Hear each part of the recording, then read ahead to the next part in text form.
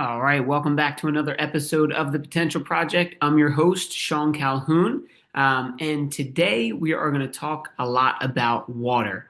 If you listened to last week, I kind of explained how at our fitness studio, RT Athletics, we are doing a 6 week challenge, and each week of the challenge, we have a foundational habit that we're just going to focus on, right? Not that you don't want to focus on the other things every day of your life, but it gives us a week to really narrow down some habits, to learn a little bit more about the topic, and to just conceptualize what's going on and why it's important to you. So, that first week, we focused on sleep. So, I talked about that last Tuesday and all of the benefits and ways that you can incorporate a sleep practice, right? Like sleep hygiene and improve that.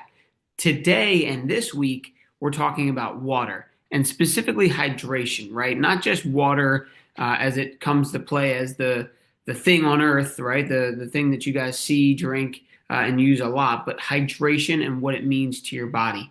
We're going to talk a little bit about the effects it has on your body, some things to avoid, some things to incorporate, and then strategies that you can incorporate today that are going to improve your overall hydration and quality of life, especially when it comes to your health and your fitness goals, right? So, why is hydration essential? Again, I know I said that it's called Water Week, but that's just general terms, right? We're specifically talking about hydration and why it's so important to you as a human. Well, as many of you have heard, water makes up most of our body, right? 60 to 70% of our body, and every system that runs internally depends on it, right? Our organs, our digestive system, our detoxification system, all of that stuff depends on water.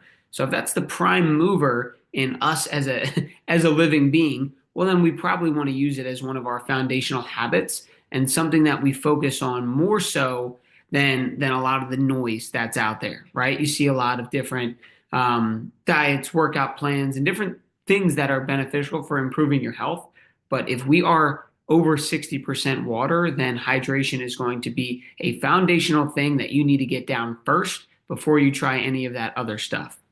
Another thing is cognitive function, so brain function. So if you have even mild dehydration, it can impair your focus, your mood, and your mental clarity. So, I talk to a lot of people that talk about, brain fog. They're in a depressive state, or they just, they're all over the place with their focus during work. Something like hydration can make a big impact in improving that. Your physical performance, right? A lot of you guys listening move your body, whether it's working out, daily walks, yoga, whatever it is, you guys probably exercise a bit. So if you are not hydrating properly, that leads to muscle cramps, it leads to fatigue, and it really leads to slower recovery. So that's really important. If you're experiencing a lot of soreness and tightness after your workouts, and you're not stretching and you're not hydrating, well, that's going to lead to some soreness, some fatigue, and down the road could lead to injury. Right? We've maybe experienced this before, where we're beating our bodies up, we're working out a lot, or we have a physical job, and then something starts to feel tight, and we just say, you know what, we're good, we'll sleep it off, and then we go do another workout again. And over time, right, that friction between the muscles or that imbalance that's occurring is going to lead to an injury, and then it could cause you to have to go to PT or, God forbid, like surgery or something like that, right? But that is what happens stemming from lack of hydration, right? And being dehydrated. The next thing is it helps with your digestion and detoxification, right? Two big components of living vitally and living your optimal health is your digestion and your detoxification. Number one, because if we're not digesting properly, then your body's not absorbing the nutrients out of all that healthy food that you're eating. So it doesn't help you there. And it can cause things like constipation, bloating, or even the opposite, which would be like diarrhea. And then detoxification, right? We are constantly exposed to toxins from the environment, from the food we eat, from just things in general, right? Our body is filtering them out, right? We're absorbing them through our skin, through the things that we eat and drink, and even the invisible toxins like EMFs, right? So your body has to go through a detoxification process through sweat, through the liver, through excretion of stool, right? There's a lot of ways that our body will get rid of toxins, but if we're not properly hydrated, it's gonna slow that down or stunt it, right? So water helps flush out the toxins and supports digestion, right? So that's what we're looking for. And then the last thing is your metabolism and your fat loss. You know, I'm not saying this is everyone's goal, but typically folks want to have a lower body fat percentage because it leads to a lot of other good health benefits, not only visually, but internally, right? How our body functions is better if it's on a lower, not zero, not 5% body fat. I'm not saying you need to be able to walk onto a bodybuilding stage, but look, typically our goal is to have a lower overall body fat percentage and a higher metabolism. So hydration plays a key role in metabolic function. So making sure that you're drinking enough water is going to help with your weight management, right? So those are kind of the basics of why hydration is super important. Now, I could talk for a lot longer on just on why it's essential, but you kind of get the point, right? I hit a couple different key metrics on how it affects our body, how it affects our health, and different functions of the body that use water as a main component. So the next thing I want to talk about is why we need minerals and not just water. You know, I know in basic terms we say, are you drinking enough water? And that's a great place to start. But our body isn't just looking for water, it needs minerals to stay hydrated. So you may have heard of the term electrolytes before. Your body needs electrolytes to help retain and regulate hydration at a cellular level, right? So your cells and your mitochondria and everything needs to have minerals so that they can operate and fire off their energy at a proper pace, right? So your main electrolytes are sodium, potassium, magnesium, and calcium. Now the thing is we're not getting enough of those through our food, right? Most of the times you're not going to get enough of those electrolytes through your food, and your body's not just naturally creating that stuff. So we have to ingest it. We have to give ourselves those electrolytes manually, and we can do that in a couple different ways, that which we'll talk about. Um, but that's the first thing is that your body needs these electrolytes to properly hydrate. The second thing is that if you're drinking too much plain water without minerals, you can actually dilute your hydration and create an electrolyte imbalance in your body. So think about this, right? Yes, you need water, but if you're drinking a ton of water that's, unfiltered and unmineralized, then you're just diluting all of the minerals that are already in your body, right? Like if your body was a sponge and it was full of minerals and you're pouring water on that sponge and then squeezing it out, all the minerals are leaving. They're not staying in the sponge anymore. So that's what's happening if you're not mineralizing and getting the electrolytes into your water. So the sad part is that most modern sources of water, they lack the natural minerals, right? So that's just due to, typical filtration and purification processes. So your water plant for your borough or your town or community, they're filtering out those minerals unintentionally. I mean, they're trying to filter out any of the toxins and stuff in the water, but they're also filtering out the minerals. So if you're just drinking that, we need to replenish with the minerals. So a couple ways that we can do this, right? What I love to do is add a pinch of either Celtic sea salt or Baja Gold mineral salt. You can buy this at Whole Foods. You can get it on Amazon. You can buy it online. And then at least you can get some Himalayan salt or Redmond salt and put a pinch of that to your water in the morning or throughout the day. I do it in the morning because it's in my cabinet. That's when I wake up and I make my little water with a squeeze of lemon. But if you have it with you, you can put it in your water bottle, do a pinch every time you refill your water bottle. So that's one way. Another way is like electrolyte drops or supplements. Like a popular one is Element, LMNT. They have all of your essential electrolytes and minerals in a little packet. You pop it into your water bottle. It tastes delicious, and there you go.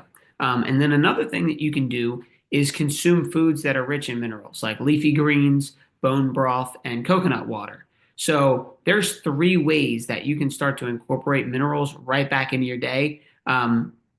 It all depends on, what your goal is. Like if you have the funds to buy some element packs that you have every single day, great, go do that. But at very least, I mean that the bag of mineral salt is inexpensive and it lasts forever. And all you need is a pinch. So what I do in the morning is I take a pinch of that mineral salt, 10 ounces of water. I do a squeeze of lemon, and then I like to do a tablespoon of apple cider vinegar to get my digestion going, to make my stomach feel good, and to remineralize my body. So that's how I start every single day. So you might be saying, cool, I got that, but what's wrong with the water that I'm drinking, right? Like I get it, it doesn't have as many minerals in it, but what's wrong with it? So if you are drinking tap water, there could be some contaminants, and I'm going to break down why you should stay away from tap water. I'm not trying to fear monger here and make you say, "Oh my God, I thought I was doing great by drinking water." You are, but there are some things that you can do to improve your hydration and improve the quality of water that you're intaking because you don't want to make a good thing turn into a bad thing, right? So if you're drinking a ton of tap water, there are contaminants and toxins and things in that water that could be long term hurting your health, right? So let's start with this, right? There's contaminants and toxins in your water. So, like I said, if you're in a borough or township, the municipality is going to clean your water. But when they're doing that to filter out all of the other junk, like, stool and things from the river and things that you flush down the toilet, they are putting things like chlorine, fluoride, heavy metals, microplastics, and pharmaceuticals are all in that water. So they try to filter it out by using chlorine and fluoride, but still flowing through that tap water is heavy metals, right? Microplastics from all the trash and things that get into the water supply, and pharmaceutical drugs. There's a bunch, but one that stands out is oral contraceptives or birth control, you would call it, right? So that has a lot of fake hormones in there, specifically estrogen.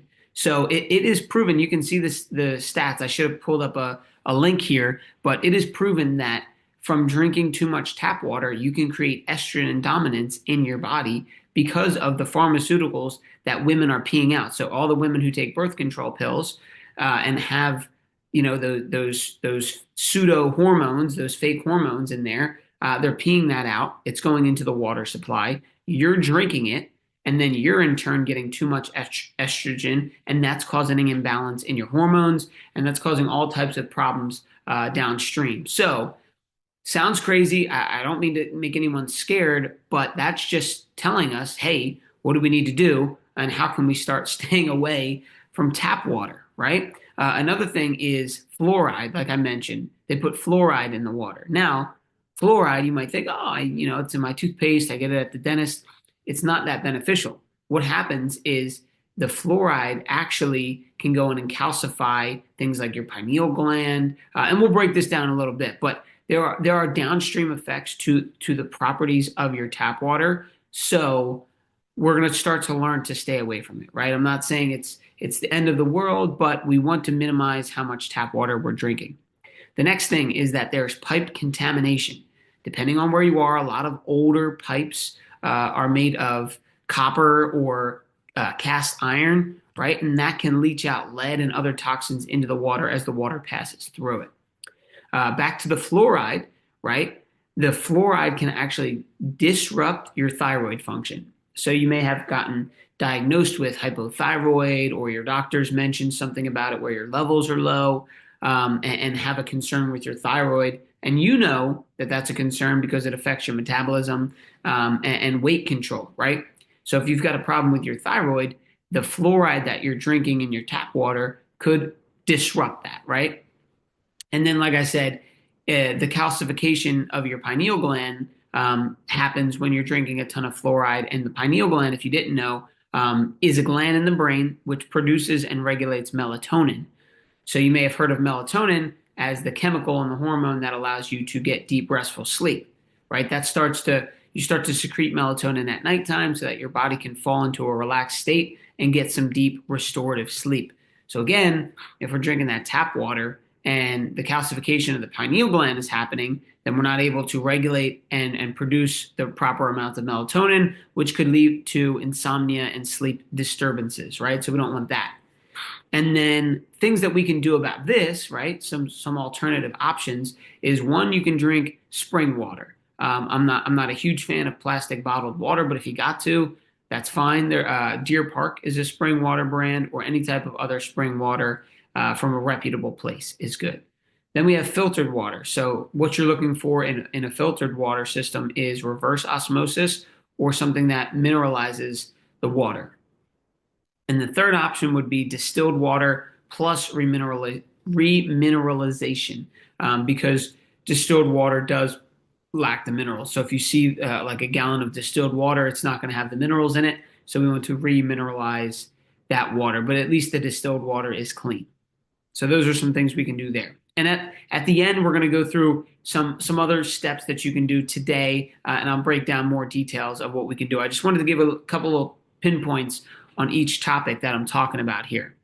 Next, what can we do to improve your hydration, right? Well, this is where we're going to break down some of the tips that I have for you to hit your goal of hydration. Now, when we talk about water intake, we want to try to get about half of your body weight in ounces of water daily.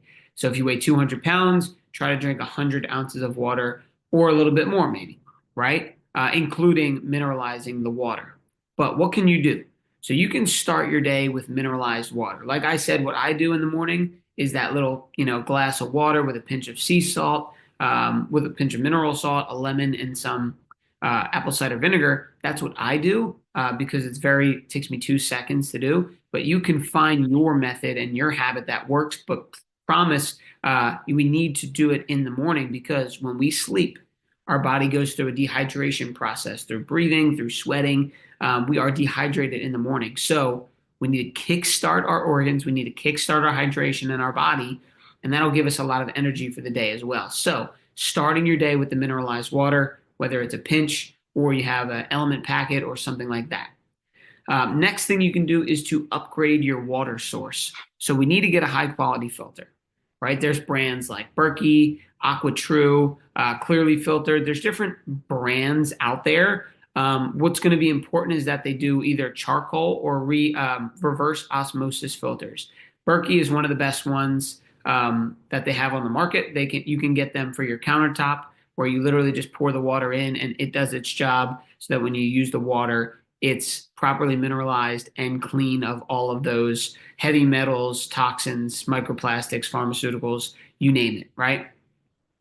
Another thing you can do to recap is to eat more hydrating foods, right? If you look up the water content in a lot of fruits and vegetables, you'd be surprised. They're like 95% water. Things like cucumber, watermelon, celery, oranges, and bone broth are all foods that you can consume throughout the day, whether it be a snack, whether you incorporate it within your meal, that are going to really help you hydrate and remineralize your body. Bone broth is like a triple whammy because it's got protein in it and a lot of other chemicals, not chemicals, properties within the bone broth that are going to help your health. So that's a huge one. If you like that, like maybe on a cold day, you can get some hot bone broth and sip that as a snack.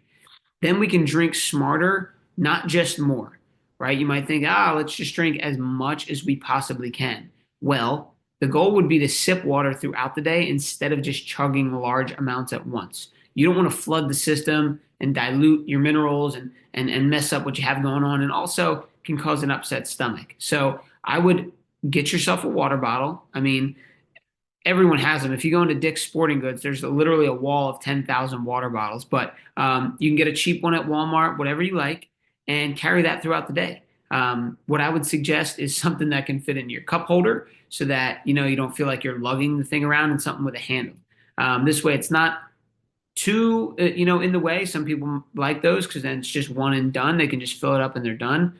But get yourself a water bottle, sip it throughout the day, and then make it a part of your routine. So when I leave the door, you talk about where's my phone, where's my wallet, and where's my keys, right? You really never leave the house without those. Well, now it's where's my phone, where's my wallet, where's my keys, and where's my water bottle. I always have it with me so that even when I'm not in a situation of like exercising or whatever, if I'm driving in the car, I can always sip on water. And that will allow me to hit my target by the end of the day without any problem, right? Now, it's something you have to be aware of and get used to, but having that water bottle is the first step. And then lastly is to track your hydration. It's one thing when you ask someone, "Oh, are you drinking enough water? Are you staying hydrated?" Yeah, I think I do pretty good. And I think that's a big problem with a lot of areas of life, right? With our food intake, with our sleep, with our everything, with our money. People aren't tracking. We're just kind of going off of our feeling and our emotion, and that doesn't lead us in the right direction, right? If you want to have like you wouldn't get into your car and you have a place to get to and you just plug into your GPS. You type in like restaurant. Like if you specifically need to get to Longhorn and you just type in restaurant, take me to a restaurant. Well, you might show up at a pizza shop.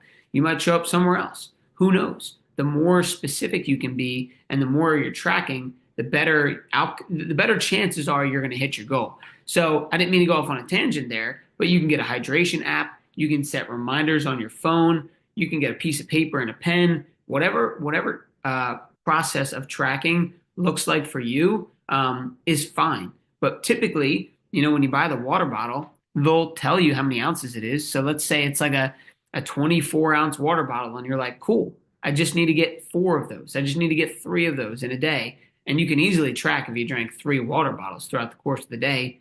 That makes things super easy. Now you know, are you hitting your goal or not? In the past, when I would talk to clients and people, and I'd say, how are you doing on this? Like if I asked you to track your water or focus on hydration, I would say, how you doing? "Oh, I'm doing pretty good. I'm drinking my water." That conversation didn't serve anyone, right? That question that I asked and the response didn't get us any closer to our goal. It's more like, hey, let's help you create the standard. So instead of me just telling you, let's educate you, let's help you understand why you need to do that, and you come up with a goal that you feel like you could accomplish no matter what, right? We want to build some momentum. So let's say I'm talking to someone and they drink literally one like bottled water a day. It's like 17, 18 ounces. And I realistically know they need to be drinking like five or six of those. Well, I'm not going to say, hey, tomorrow you're drinking five of them. Let me know how that goes. I would say something like, okay, you're drinking one right now. Tomorrow, how many of those do you realistically think you could drink? Maybe they say two. Cool. We're going to stick to two. Right now, we have a measure, we have a goal that they've created, and it's going to be something that's tangible that they can do and build some momentum and know if they hit their goal or not. That's super important, right? Imagine playing a basketball game or a football game and there's no scoreboard. Who's going to come watch that? No one's going to know what's going on, right? You're just kind of playing out there. So in life, we got to have a scoreboard. So if I ask you and we created a goal of two water bottles and you come back to me the next day and you're like, Sean, I hit it, did two water bottles, no problem. Then you can do that every single day for a week or two. And now I'm like, hey, do you think we could go to three water bottles? Yes, I can, because this has been so easy and I've been hitting it every day. And then when they hit three, they're like, that was no problem. So you're not making big jumps. It's not so scary. And it's not such a big change in your regular routine and in your lifestyle and in your mindset to get it done. See, that's the biggest thing is our mindset, what we think we're capable of doing. The reality is that we're capable of doing a lot more than what we do and what standards we hold for ourselves. But that's okay if you need to build momentum up. So with water, we need to track it, and you need to be honest with yourself so that when you check in with me or with anyone else that you're holding yourself accountable to, it isn't how did you do with that? It's how close to the goal or did we hit it, right? If your goal is 100 ounces in the day and you hit 80 and you tracked it, that's perfect. That's not a failure. That's okay, we hit 80. What adjustment do we need to make tomorrow so that we can be sure we hit 100? Rather than saying, my goal is 100. How'd you do? I did pretty good. I drank some water. And like, that doesn't help anybody because you might be severely undercutting it. That happens a lot when I talk to people. You ask them, are you eating healthy? How much water are you drinking? Yeah, I'm doing pretty good. And then they actually map it out and they're way off target.